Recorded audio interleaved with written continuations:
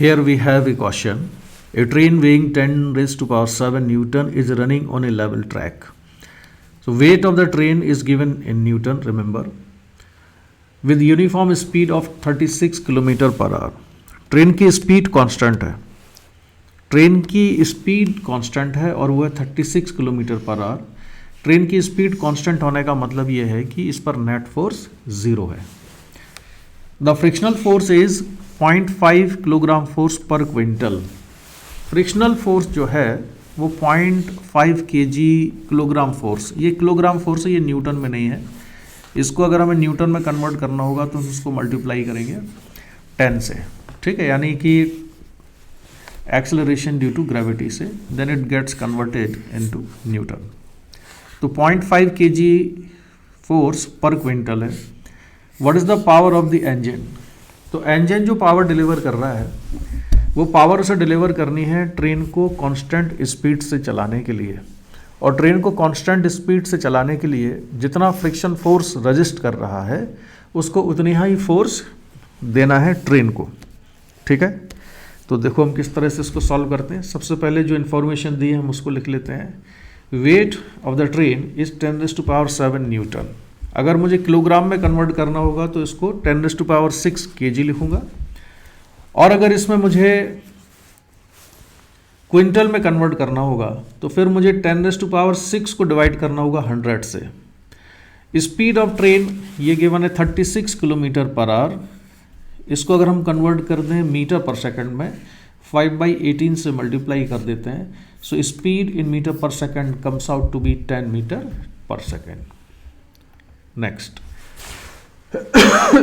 Frictional force given in the question is 0.5 kilogram force पर quintal, यानी कि पर क्विंटल, यानी कि ट्रेन का मास अगर, यदि किसी पोर्शन का मास अगर 100 kg है तो उस 100 kg पर कितना फ्रिक्शनल फोर्स होगा? 0.5 किलोग्राम फोर्स।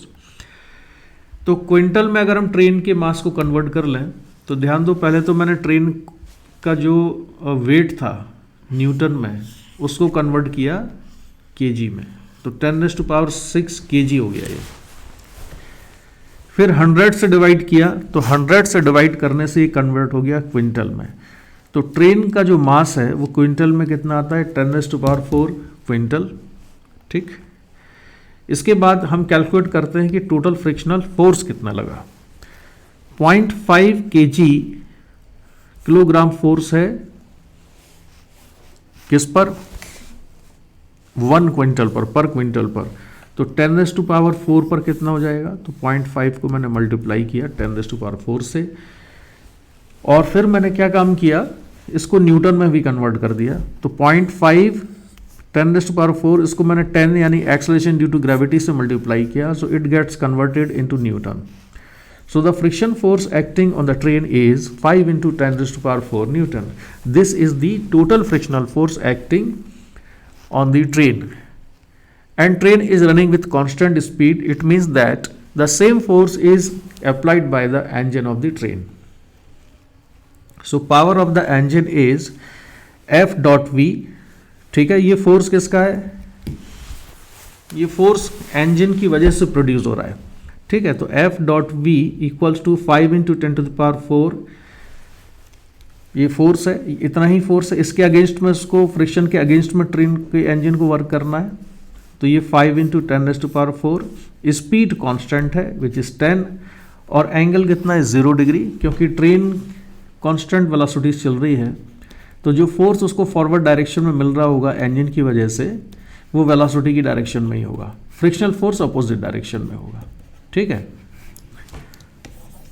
तो यहाँ पर F × 10⁻⁴ × 10 cos 0 डिग्री, इसको सिंप्लीफाई करते हैं, तो सिंप्लीफाई करने से हमको मिलता है 5 × 10⁵, ठीक है। इसको मैंने इस तरह से लिखा 500 × 10⁻3।